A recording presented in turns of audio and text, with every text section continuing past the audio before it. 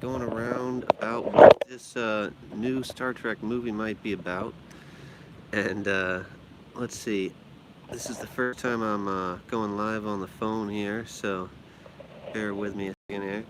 But yeah, basically, I was saying last time I went live on a computer that I thought it was going to be the Enterprise G that would be featured in the next Star Trek movie, which is going to relaunch, reboot the whole Star Trek universe.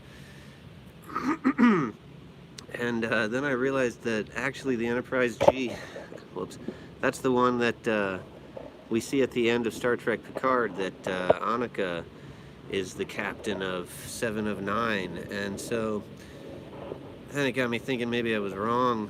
But anyways, yeah, here's Seven of Nine. Let's see. Anyways, then I realized though there's no reason that it couldn't be the Enterprise G still, because it's not like it got destroyed or anything. And let's face it, G is just a good number for an Enterprise movie to have. I mean, a Star Trek movie Enterprise to have, you know what I mean? So if you think about it, like, you don't really want to go see a movie about the Enterprise I or the Enterprise H, you know what I mean? I don't know, that's just me. Okay, let's see if I can drink this coffee a little without shaking things up too much. I'm out here. Alright, so, anyways, yeah, the Enterprise G, it used to be the Titan, and there's no reason that we couldn't see it in the far-flung future with a different crew, because it seems likely that this movie is going to have a different crew than any crew we've ever seen before. It just seems like they're probably gonna have a whole new captain, a whole new first officer and everybody, and they probably want this ship to look new and everything. But I was thinking about that, and I was thinking it could still be the Titan that was turned into the Enterprise G, and it could just be refit like the Enterprise A, basically, or the Enterprise. Well, anyways, you get my point. It could look new because they've rebuilt it or added on to it. The whole bridge could look totally different because it's been refit, and it's easy enough to see how the Enterprise G could be in this next Star Trek movie and still look totally different. They won't even really have to get into the fact that Annika had been the captain before, but of course it would be cool if they did. All right, so let's see. We got some comments. Reginald D. Hicks, Regina D. Hicks says hi. Hi, Regina. And Andy Lime, 8645, says hi. Kapla. Yeah, hopefully we get Legacy as a show or movie. Well, that's I guess still a possibility. That's the thing, is anything is possible right now. But I have to say, it doesn't really seem all that likely to me at this point, with Terry Matalas going off to do Marvel at this point. The way that they're talking at Paramount, it seems like they're going to be just doing all new stuff. Like, they don't want to do anything that they were doing before. But, you know, Legacy was the thing that everybody loved so much. So it seems possible that Legacy and, you know, even this Archer show, they seem to stand a chance. Now, I was just reading that Kate Mulgrew actually was approached about doing a Janeway show, and she turned it down. It was Alex Kurtzman who approached her, and he's pretty much out now, but she turned it down because it was like a Western, she said, and she didn't really get it. She didn't really understand it. And, you know, I have to say, like, that seems a little strange. She didn't feel like it was the right way for the character to come back.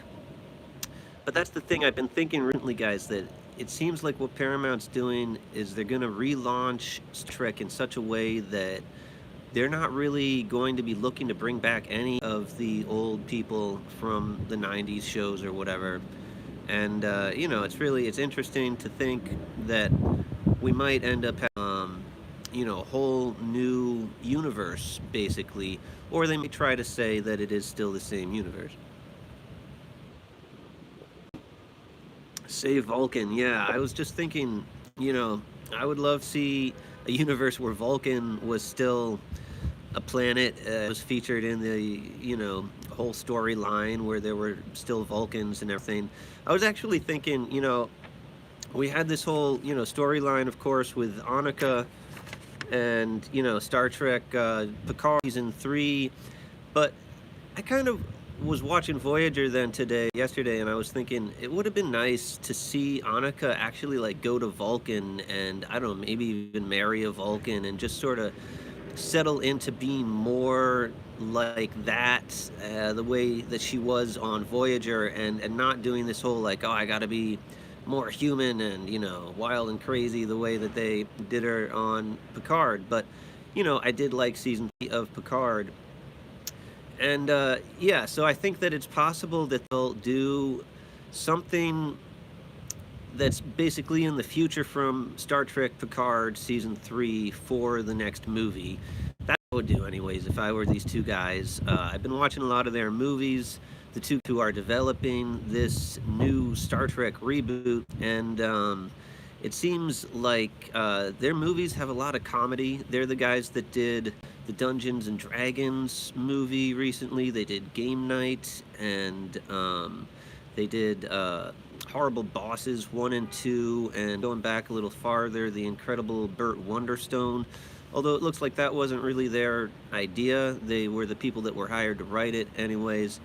Anyways, I think that they're decent writers, and I think that they're probably trying to figure out, what should we do for this movie. They haven't started to work on the script probably at this point. I mean, I could be wrong, but it's still kind of early. They might have,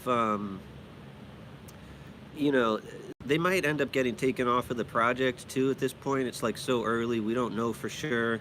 That's happened before with Star Trek movies. We had the whole thing with Tarantino. They had this guy actually write a script, and he was a big screenwriter, and it just, it didn't happen. And there's a lot of, talk about why that didn't happen. I'm kind of divided myself about Tarantino's Star Trek. Part of me just really would have liked to have seen it. I'm just so curious what the whole idea was. I guess it had something to do with the gangster episode from TS, which is a great episode.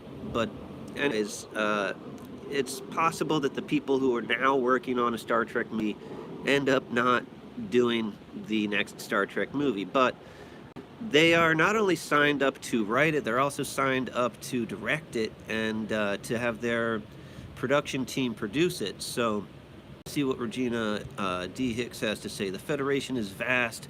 We could still get a show, but with a new ship, new crew, same premise. What's to say, Jalen Dallin just mentioning the Enterprise from time to time, with maybe a cameo here and there. Yeah, I mean, that's another thing, is it's possible that they just don't have the Enterprise in this new Star Trek movie, which, by the way, is probably not coming out until 2028, is what I'm hearing.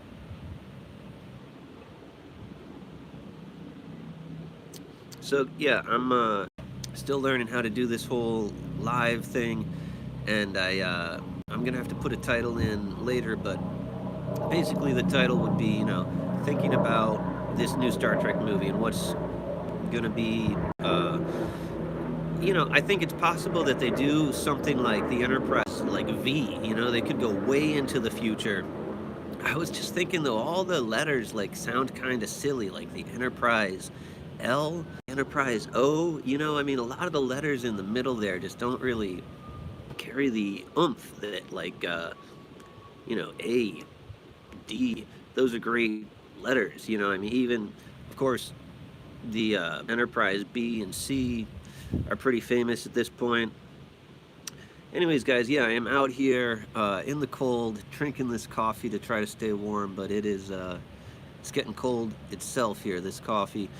But yeah, I just kind of wanted to throw some of this out there. I've been thinking about trying to do live streaming more, just kind of for fun. It's a nice sunny day right here, right now, and those have been kind of few and far between, so I wanted to get outside and see what we could do here. I got this Star Trek hat for Christmas from from Santa Claus, from the gang, from Dave and Susan, and I know Susan was instrumental in picking out this color scheme, which I'm pretty into. I don't know if you guys see the space, the final frontier.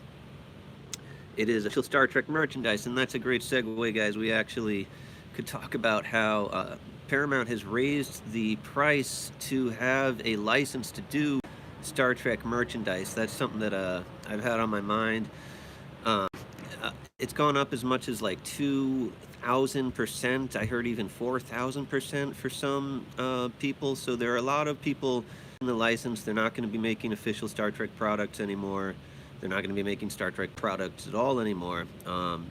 It wasn't anything like that hit me too much like at the heart or anything. It wasn't like any of the best stuff that I could think of, but I mean, I don't have all that much money to be buying Star Trek products anyways, but it's kind of nice to think that there could be some quality ones out there. Now, this is the question: is Paramount going to be doing this stuff more in-house? Are they thinking we'll just all of the shirts ourselves, or do they just have some plans to really milk the whole IP? That's kind of the question, is like, what's going to happen with the franchise moving forward? I know we have the Starfleet Academy show coming out soon, and the one thing about that show that I want to really see is Robert Picardo as the Doctor. I got to go to a convention and get his autograph a long time ago, and he's just in a lot of stuff. He's in Total Recall. He's in, I think it's like Tales from the Crypt, The Wonder Years. I was just watching an episode of The Wonder Years that featured him, where it turns out, he's the gym coach, the gym teacher, and it turns out that he's also the Santa Claus at the mall, and, Kevin ends up keeping his secret for him, and he's just such a great actor, Robert Picardo. I'm kind of interested to see him in this show. I'm not really all that excited for I don't know, a lot of the other stuff going on with what it looks like's going on, but I'll check it out for sure. But the whole thing is that that show was created by the people who are out now, basically, and so it's really not an indication of where the franchise is going. And I think that the people who are in charge now are really creative people who have had a lot of success in filmmaking. I've just been watching a ton of their movies, and they're all good, I mean, I like them all. They're all entertaining. And I think that, they're smart people who are aware of just how important it is for them to do something really good to relaunch this whole thing that we all love so much. And I think that there's a strong chance it will feature a captain on the Enterprise, a new crew. And I'd say that, there's a chance, what's his name? Jason Bateman will be in it, because he's in a ton of their movies. And, that's the thing, is their movies have a lot of comedy in them, but a lot of heart. And so, heart's something that is really important to the best Star Trek movies. They've got like a strong sci-fi element, but then, the movie is really about Kirk's struggle, or Picard's struggle, something personal going on with the captain. And I think these guys are probably smart enough to deliver something like that. Now, it's true that the last batch of Star Trek movies were overseen to some degree by the people who are now pretty much in charge and are going to be developing this whole new Star Trek reboot. So, on the other hand, though, they did officially say that they are not doing any more of the Kelvin timeline movies, and, it seems like they're probably going to be going in a pretty different direction, because those movies just didn't make as much money as they, could have, because movies are, capable of making so much money, and, that's kind of is, we hear from Simon Pegg that David Ellison is a huge fan of Star Trek and that it's really important to him. So I'd say that, with this guy David Ellison now in charge of all of Paramount, and the fact that he has put people in charge of developing a Star Trek movie script, and he's also talked a lot about how movies in the theater, in the on the big screen, that's really important now. That's something that they're going to be pushing, is to establish that Paramount is where big screen movies are made in a big way, and they're planning to really kind of double down on their popular franchises like Transformers and Star Trek. And so, yeah, it's exciting to see what's going to end up happening, because they're also saying they're taking this holistic approach. That's their word, their quote, which pretty much seems to that any new Star Trek shows will be branching out of that universe, and they're probably going to be doing kind of what Marvel has been doing, where everything is in the same universe and it's all kind of loosely connected. And Marvel's been very successful with that. DC is trying to do that now, so it seems like that's what Star Trek is going to be doing. And of course, Star Wars has been doing that with streaming shows successfully. And now it's going to be interesting to see how those streaming shows like The Mandalorian end up becoming the Star Wars movies. Let's check in on the comments. All right. Philly Man 2837. Star Trek Star Academy may be too woke for me. Sorry. Well, it